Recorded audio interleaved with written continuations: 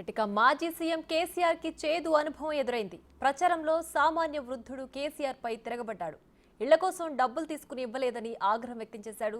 సిద్దిపేట జిల్లా గజ్వేల్లో బస్సు యాత్ర చేస్తున్న కేసీఆర్ పై తిట్ల పురాణం అందుకున్నాడు. కేసీఆర్ రాజ్యం దొంగల రాజ్యమని మండిపడ్డాడు. బీఆర్ఎస్ కార్యకర్తలు చూస్తుండగానే వృద్ధుడు కేసీఆర్ పై రెచ్చిపోయాడు. దీంతో పోలీసులు జోక్యం చేసుకుని ఆ వృద్ధుడికి సరి చెప్పడంతో ఆ వృద్ధుడు శాంతించాడు.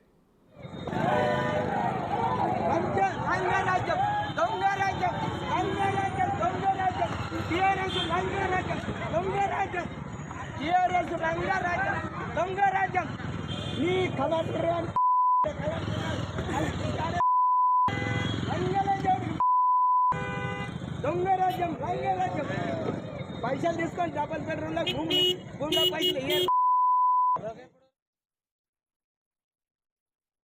మా ఊరి మీదకి వెళ్ళి పోతుండగా కాలువకు డబల్ బెడ్రూమ్లో కానీ తీసుకురు భూమి ఎక్కడున్నారా భూమికి పైసలు ఇస్తామన్నారు, ఇవ్వలేదు.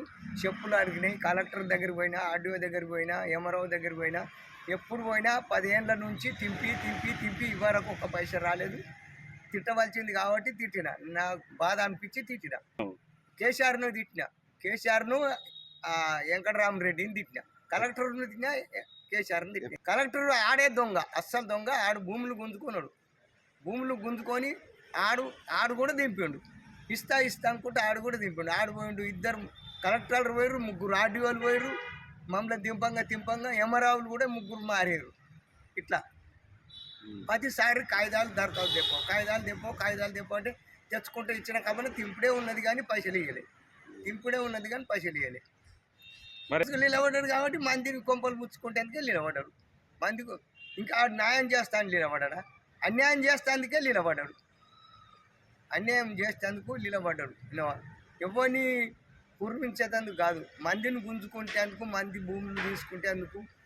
అనుడు ఆడ పనిచేయ వరకు అడ్డం పోతే ఆ గిరిజవారు వచ్చి తోలుకరాకడ ఆఫీసులకు మళ్ళీ ఆయన జరగకపోకడా. ఆడ సేఫ్టీ ట్యాంక్ చేసారు. మా భూమిలో సేఫ్టీ ట్యాంక్ చేస్తే ఏనియలే కూడా తోలుకొచ్చినాక మళ్ళీ ఆర్డీఓ అన్నారు. ఆర్డీఓ దగ్గరికి పోతే ఎంఆర్ఓ అన్నారు. ఎంఆర్ఓ దగ్గరికి పోతే కలెక్టర్ అంటారు. ఇట్లా తింపి 5 ముగ్గురు ఎంఆర్ఓలు మారారు, 2 ఆర్డీఓలు మారారు. 10 ఏళ్ళ నుంచి 10 ఏళ్ళ ఇవ్వాలంటే వెంకటరామరెడ్డి నిలబడితే మళ్ళీ ఈ పరిస్థితి మంది ముంచేతందుకే నిలబడుతుంది. మందిని సేవ చేసేటోడు అనుకుంటున్నాం కానీ సేవ చేసేటోడు కాదు, అన్యాయం చేసేటోడు.